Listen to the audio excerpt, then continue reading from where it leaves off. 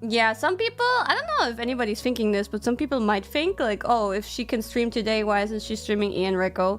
So I knew ahead of time, I think I already explained this, I knew ahead of time that I would probably have time for one more stream maybe. Or maybe even two. But it would also mean that I'd have to stream first of all in the middle of the night right after coming back from Japan. And then I'm going on another trip like tomorrow. So messing up my sleep schedule right now is not a good idea. And I'm going somewhere tomorrow, so that's not good. That's not good. And I would have missed the second day anyway. I thought it's better to just cut it on the first day, then I'm not stressed about the time zone if I would stream again for ENreco, and I can, like, you know, just not be too pressured about everything. Yeah, but I've been watching some of the ENreco streams. Yeah, what's Roa doing? Does she even still care about Shakira? I see she has completely lost her mind because of interesting experiences. She has found her own very different arc. She's still at all, like, invested in her dead wife and finding out why she's dead?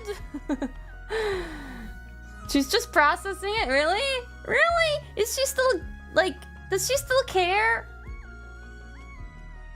Seems like she's, like, coping by questioning reality. I was watching Shiori's POV and I heard her say like she isn't very sure about, like, she doesn't have things planned out and she's not exactly sure what she's about to do. That's when she was preparing her church and everything. But I was like wondering if she was planning on like, if only you could place me properly. If she was trying to make me, well, you know, how to say, what's a good word for this? Like, the Jesus of her church, pretty much. Like, put me on a cross or something like that.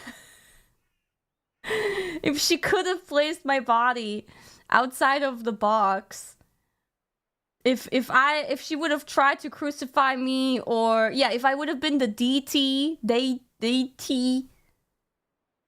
of that church, or like, what was her thought if she had more freedom? But then it was just a funeral. I was like, people were walking into the church, and I think even to this point she was still not exactly sure how she's gonna make this a thing. And then people were shocked by my body in there, and then they were questioning her, and I think that's when she folded. I think that's when she folded a little bit. And she was like, "Ah, no, it's just a burial. It's a ceremony. It's a funeral. It's a funeral." Okay, let me say, some people think that I don't know, should I say this? I like people thinking that I'm smart, but I wrote something on Twitter as a reply to someone, because somebody was like, why can't she just revive? She's a phoenix. And I replied, well, because I need to dry first. Somebody needs to put me in a bowl of rice or so I can dry, because as long as I am floating around in the water, I'm wet, and a phoenix goes up in flames and then revives, so I can't do that when I'm in the water. And then people were like, oh my god, she planned it all. That's so smart. That's why she died in the fountain. No, that coincidentally just worked out. I made a spontaneous decision to die in the fountain.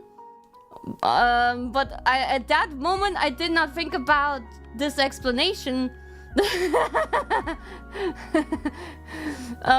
But everybody was saying, whoa, Kiara has everything figured out and planned out. Wow, she thought of every angle. Yeah, sure, totally. Anyway, so that was my thoughts, and I liked everybody's reactions very much about my body. But yeah, I hope that Callie will make a move, and you know, because people have been framing her for a while now. Somebody needs to start the trial or finger pointing in other directions. Somebody needs to really investigate. So maybe I poked Callie and was like, stop letting them incriminate you. Stop letting them point fingers at you. You need to fix your reputation.